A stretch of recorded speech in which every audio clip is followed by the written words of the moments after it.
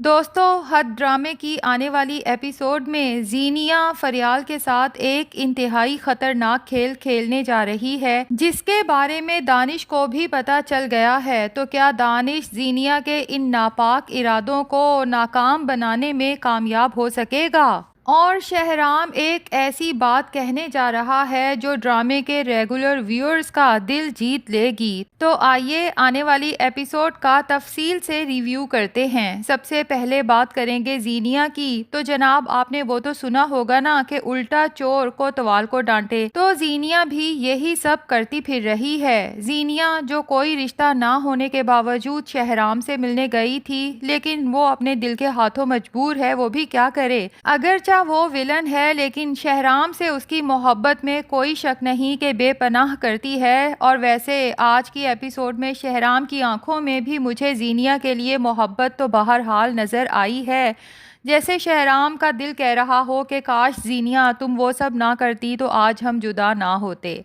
خیر، اب زینیہ جب گھر جاتی ہے تو ہمیں پتہ ہے کہ دانش جو زینیہ کی ایک ایک کال کو ٹریس کر رہا ہے، اسے پتہ ہے کہ زینیہ شہرام سے مل کے آئی ہے۔ لیکن دانش کی پوچھ گچھ پہ جب زینیہ جھوٹے بہانے بنانے کی کوشش کرتی ہے تو دانش تو اپنی طرف سے اسی وقت سیرت کو کال کر کے زینیہ کو شرمندہ کرنے کی کوشش کرتا ہے۔ لیکن جیسے زینیہ یہ بھول جاتی ہے کہ یہ دانش ہے، شہرام نہیں، یوں ہی دانش بھی بھول جاتا ہے کہ یہ کوئی عام لڑکی نہیں بلکہ زینیہ ہے جس نے شرمندہ ہونا تو زندگی میں کبھی سیکھا ہی نہیں۔ اور پھر جب سمین بھی سیرت کو جا کے بے عزت کرتی ہے، وہ بھی سائمہ اور سدرا کی موجودگی میں، اور سیرت زینیہ کو کال کر کے اچھی خاصی سنا دیتی ہے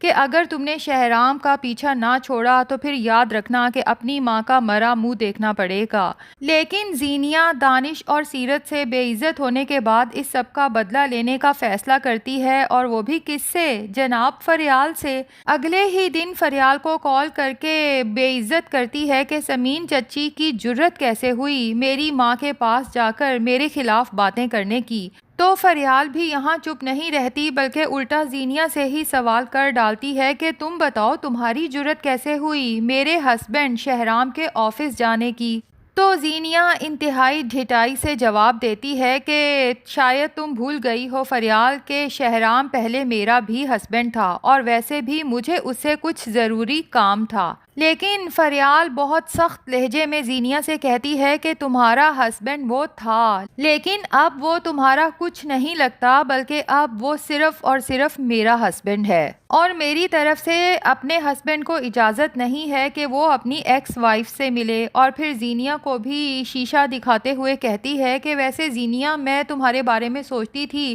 کہ تم بہت پراؤڈ ہو، بہت خوددار ہو، لیکن جو کچھ تم کرتی پھر رہی ہو نا، اب مجھے اندازہ ہو چکا ہے کہ تم تو انتہائی گری ہوئی عورت ہو جس میں سیلف ریسپیکٹ نام کی کوئی چیز نہیں ہے، اور اپنا گھٹیا پن دکھانے کے لیے تم تو کسی بھی حد تک جا سکتی ہو۔ اور زینیہ سے صاف کہتی ہے کہ ابھی تو میں تمہیں وارن کر رہی ہوں، شہرام سے دور رہو، اگر دوبارہ کبھی تم نے شہرام سے ملنے کی یا اسے کانٹیکٹ کرنے کی کوشش کی تو میں تمہارے شوہر دانش کے سامنے جا کے تمہارے یہ سارے راز کھولوں گی، پھر تم جانو اور تمہارا دوسرا شوہر جانے۔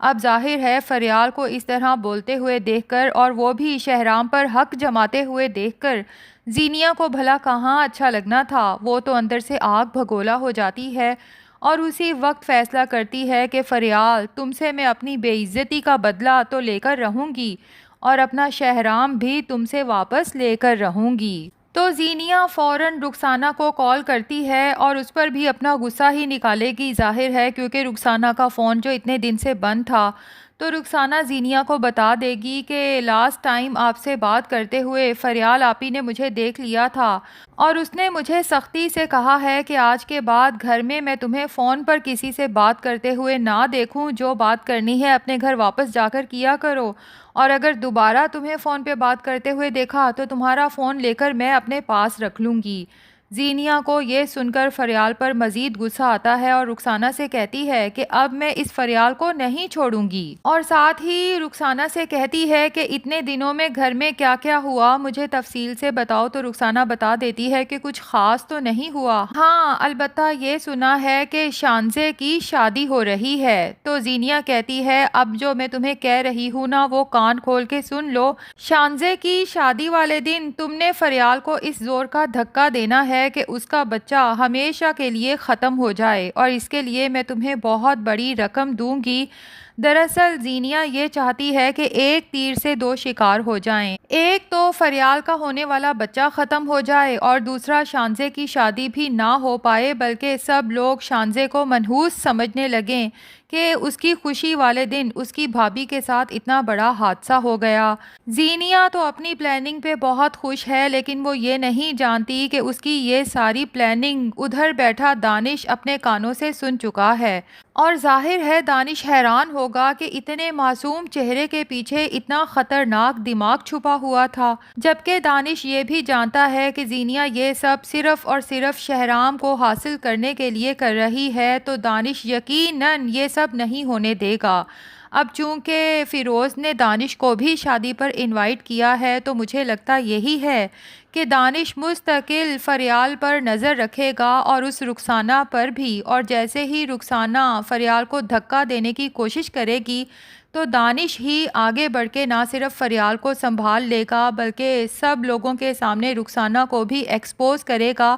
کہ یہ سب اس نے جان بوجھ کر کیا ہے۔ آپ لوگ اس سے پوچھیں کہ آخر یہ سب کس کے کہنے پہ کر رہی ہے۔ اور ادھر جب زینیا کو پتا چلے گا کہ اس کا پلان کامیاب ہوتے ہوتے رہ گیا وہ بھی دانش کی وجہ سے، تو ناظرین یہ تو ہم جانتے ہیں کہ زینیا آلریڈی دانش سے کتنی نفرت کرتی ہے، اس سب کے بعد تو اس کا دانش کی شکل دیکھنے کا بھی دل نہیں چاہے گا۔ ویسے زینیا کے ساتھ دانش کر تو بہت اچھا رہا ہے، جس انسان سے وہ نفرت کرتی ہے اسی انسان کے بچے کی ماں بننے والی ہے، اور یقیناً جیسے ہی بچہ پیدا ہوگا دانش اسے لے گا اور زینیا کو گھر سے نکال باہر کرے گا۔ اور اب بات کریں گے شہرام کی اس بات کی جو میرے دل کو بہت اچھی لگی، کیونکہ معید صاحب جب شہرام کے ساتھ بیٹھ کر پوچھتے ہیں کہ ہمیں جہیز میں کیا کیا دینا چاہیے اور زیورات کتنے دینے چاہیے شانزے کی شادی پر،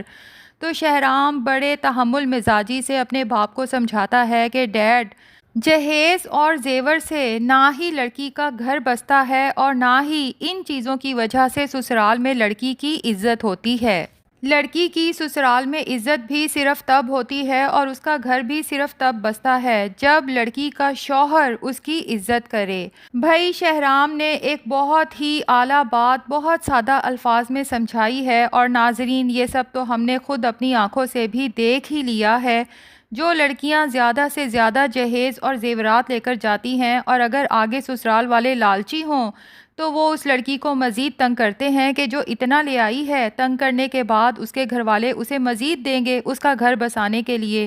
اور اگر شوہر ہی نہ اپنی بیوی سے محبت کرتا ہو، نہ اس کی عزت کرتا ہو، نہ سسرال میں اس کے لیے آواز اٹھائے، اس کے گھر والے بیوی کے ساتھ جو مرضی سلوک کریں، وہ الٹا بیوی کو ہی صبر کی تلقین کرتا رہے، تو ایسی عورت کی زندگی کسی جہنم سے کم نہیں ہوتی۔ اور میں نے ایسی عورتوں کو بھی دیکھا ہے جو شادی کے وقت اپنے ساتھ کچھ لے کر نہیں جاتی، لیکن چونکہ اس کا شوہر ایک رعب دار شخصیت ہوتا ہے تو اس کے گھر والے اس کی بیوی کو چاہے دل سے پسند نہ کریں لیکن اس آدمی کی وجہ سے اس کی بیوی کی عزت کرنے پر مجبور ہو جاتے ہیں۔ تو آپ میں سے کس کس کو شہرام کی یہ بات 100% درست لگی، کمنٹس میں ضرور بتائیں۔